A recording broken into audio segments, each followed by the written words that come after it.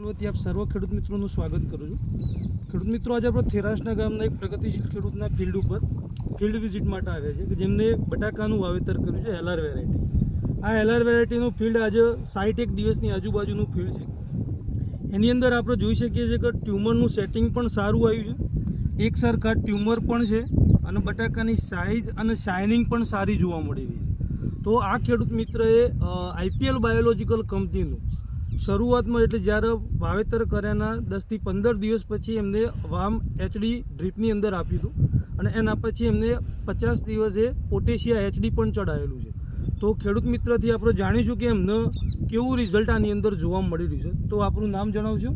પટેલ રોહિતભાઈ મગનભાઈ, ગામ થેરાસના, તાલુકો વડાલી, જિલ્લો સાબરકાંઠા। તો રોહિતભાઈ, આપણા જે આ પોટેશિયા એચડી અને જે વામ એચડી આપણે પાયામાં શરૂઆતમાં 20 દિવસે વાપર્યું હતું અને પોટેશિયા એચડી આપણે 50 દિવસે વાપર્યું, તો આપણને કેવું રિઝલ્ટ લાગી રહ્યું છે? રિઝલ્ટ સારું છે, બટાકાની શાઇનિંગ પણ સારી જોવા મળી સારી છે અને સાઇઝ પણ રેગ્યુલર આવી ગઈ છે સાઈઝ અને હજુ આપણે 41 દિવસ હજુ બટાકું આપણું ફિલ્ડની અંદર બાકી છે, ઊભું રહેશે, તો આપણને પ્રોડક્શન સારું મળે એવા અંદાજ લાગી રહ્યા છે।